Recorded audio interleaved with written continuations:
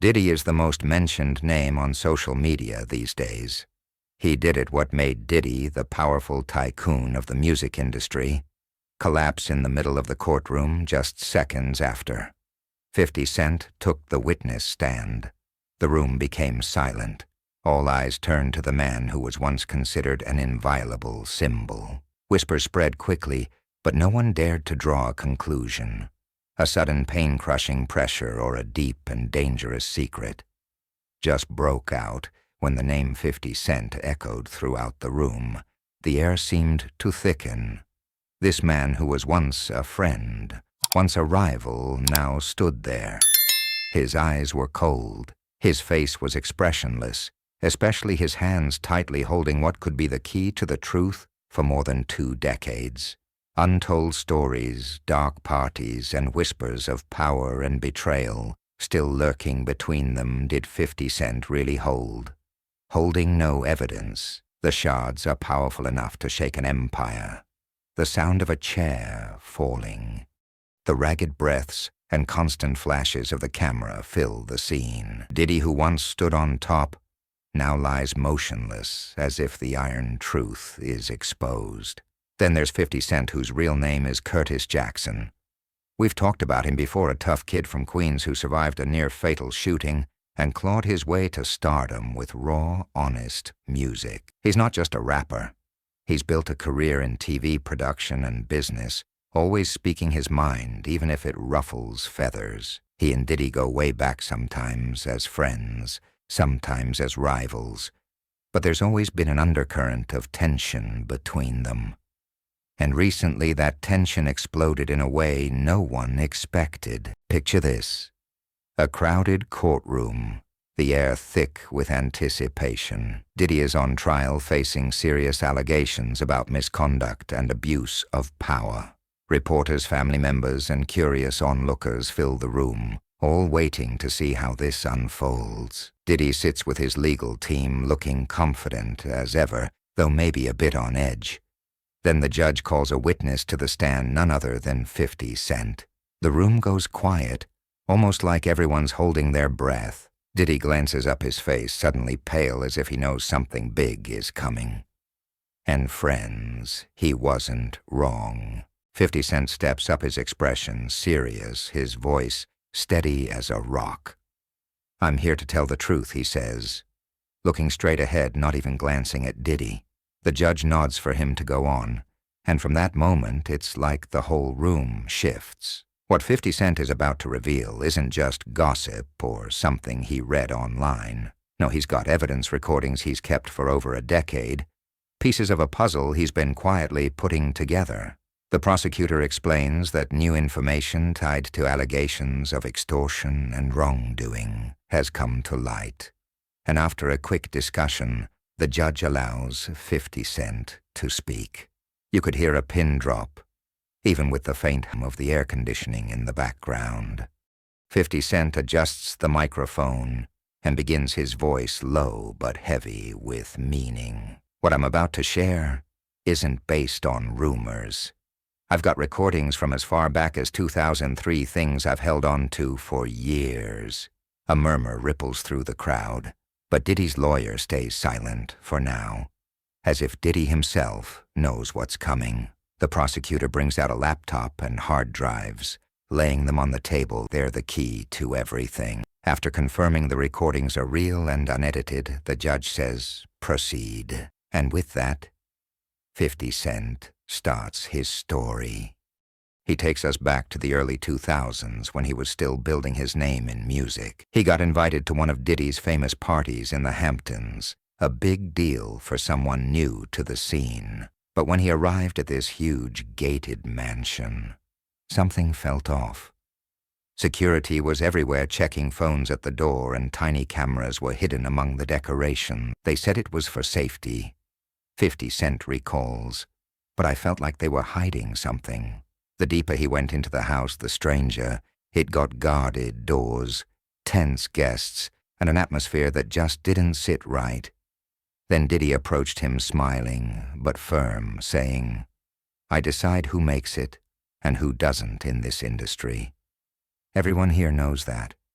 50 Cent knew right then he had to protect himself. From that night on, he started recording what he saw and heard first, with a small device in his jacket, later with better equipment. "I didn't know what I'd do with it," he admits. "I just wanted proof, in case things went south." And over the years he gathered hours and hours of conversations and moments that painted a troubling picture. When a video surfaced recently of Diddy in a disturbing incident with his former partner, Cassie 50 Cent knew he couldn't stay quiet anymore. "That wasn't just one moment," he says. "It was a pattern I'd seen for years." The prosecutor plays the first recording from 2003 after an awards show.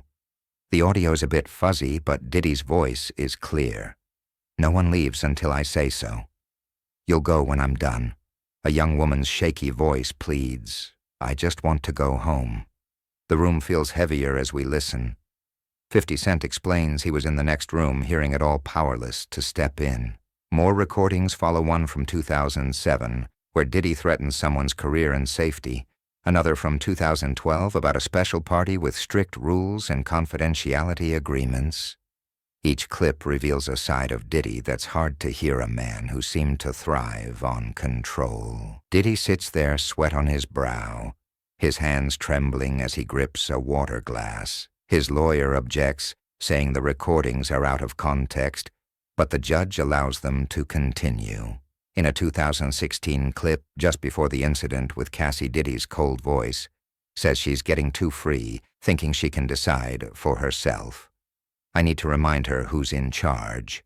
The jurors shift uncomfortably, some taking notes, others exchanging looks. 50 Cent's voice grows heavy with regret as he admits he tried to warn Cassie through friends, but couldn't get through.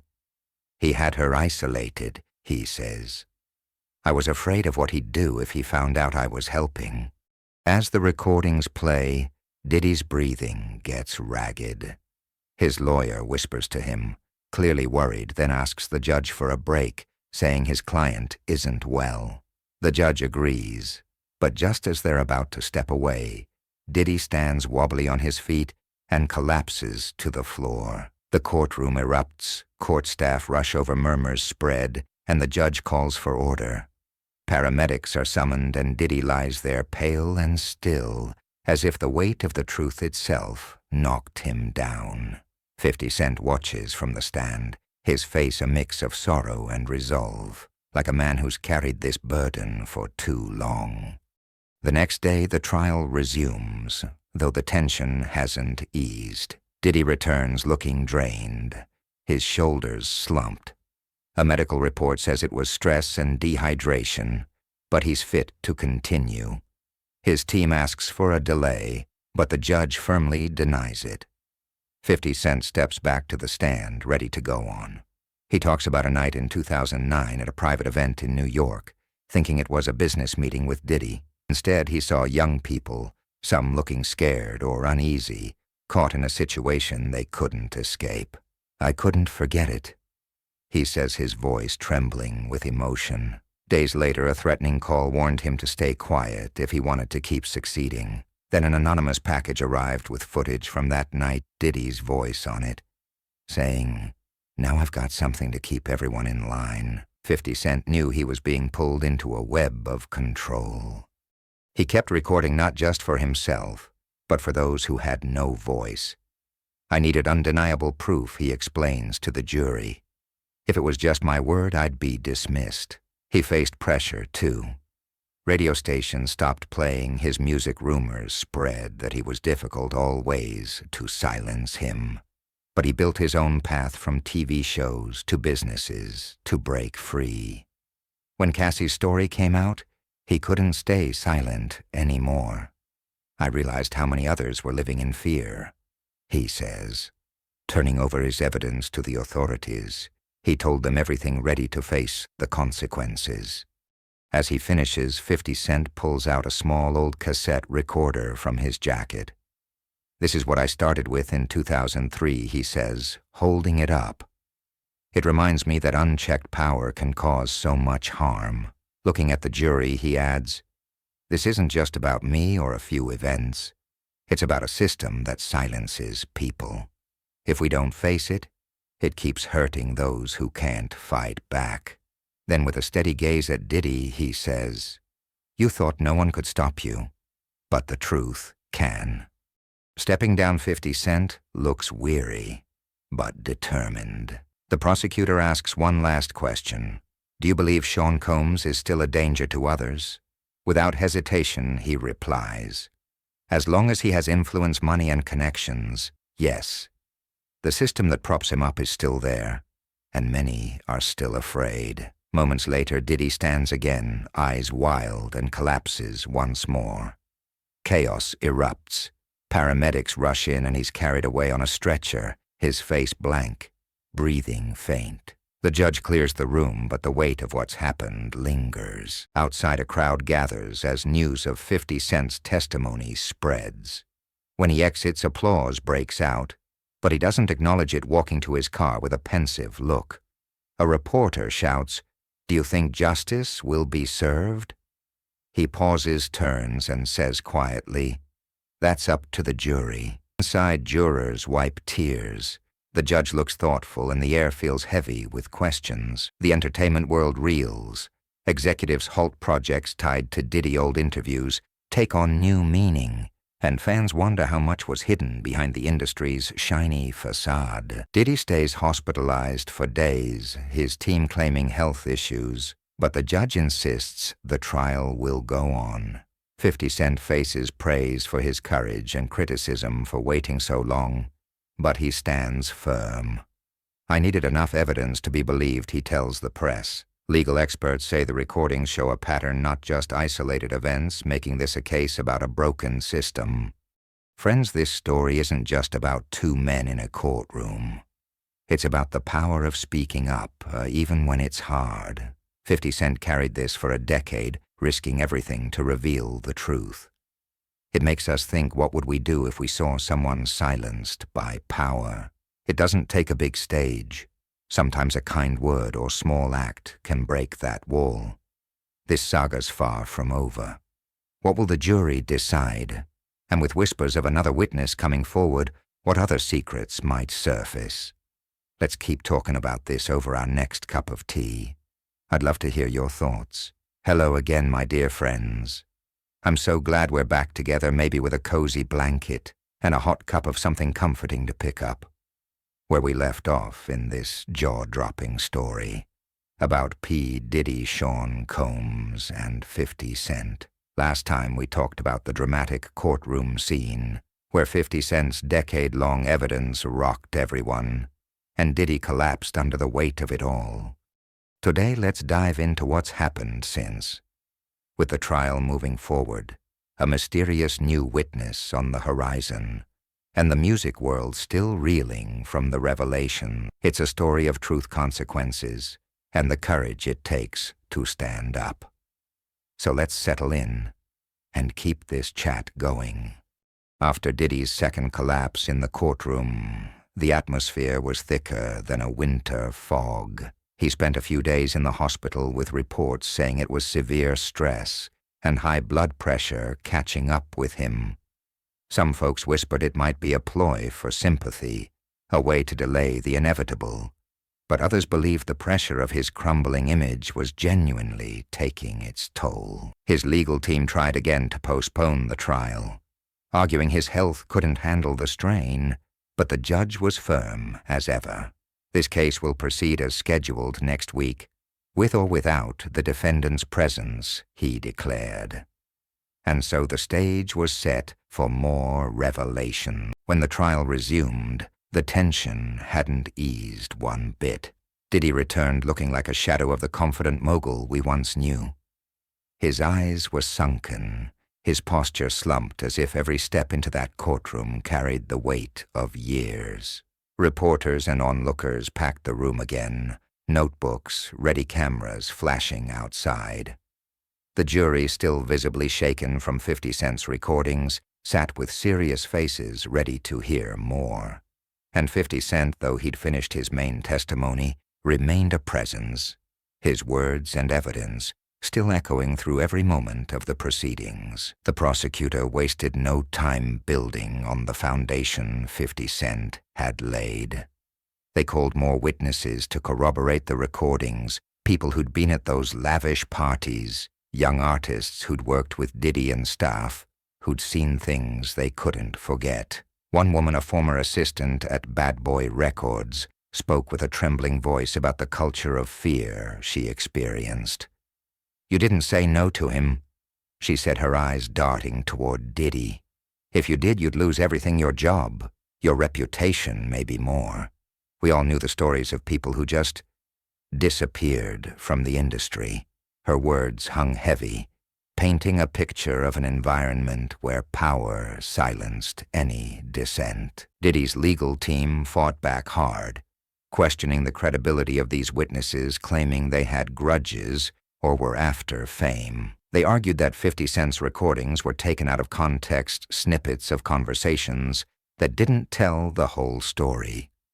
But the jury seemed to be listening closely to every detail, scribbling notes their expressions, a mix of concern and unease. And those hard drives full of audio, verified by experts as authentic, kept coming up, each clip another piece of a troubling puzzle. One recording from 2014 played Diddy's voice, cold and calculating. "Money fades, fame fades. The real power is holding something over everyone. That's how you stay on top." It was chilling to hear even secondhand, and it made you wonder how many lived in fear under that shadow. Then came the bombshell we'd all been whispering about: a new witness, someone anonymous for now, who'd been warned by 50 Cent years ago to steer clear of Diddy's circle. The prosecutor announced they'd received a text message from this person, ready to come forward with their own story. The courtroom buzzed with speculation. Who could it be? A former artist? A close associate? Someone from one of those secretive parties? Diddy's lawyer objected, calling it a stunt to sway the jury with mystery. But the judge allowed preparations for this testimony, saying if there's relevant evidence, it will be heard. The anticipation was palpable. Whatever this person had to say could either tighten the noose around Diddy or throw a wrench into the whole case. Outside the courtroom, the ripples of this trial were spreading far and wide. The music industry, once a glittering world of awards and red carpets, was under a harsh spotlight. Record label executives held emergency meetings, pausing projects tied to Diddy's name. Artists who'd once praised him in interviews now spoke cautiously, some expressing concern, others distancing themselves entirely. Public relations firms sent out memos advising clients to stay quiet, while old photos from Diddy's events were dug up online, the uneasy smiles of young stars taking on new, darker meanings. Fans young and old were stunned not just by the accusations, but by how much might have been hidden behind the glamour. How could someone so celebrated wield such control for so long? And 50 Cent, well, he became the center of both admiration and debate. After leaving the stand, he avoided the limelight, dodging reporters' questions beyond a few brief statements. "I did what I had to do," he said in one rare comment, his voice heavy. The truth needed to come out no matter how long it took. Many praised his courage, calling him a hero for risking his own career to expose a system of abuse. But others questioned why he waited a decade, wondering if he could have acted sooner to protect those in harm's way. Legal experts weighed in on TV, one saying, "These recordings aren't just evidence of incidents. They show a pattern, a culture. That's what makes this case so significant." Another added 50 Cent's testimony might inspire others to speak up, but it also shows how hard it is to challenge power. As the trial rolled on, Diddy remained a ghostly figure in the courtroom, rarely speaking, his face a mask of restraint. His collapses seemed to have stripped away the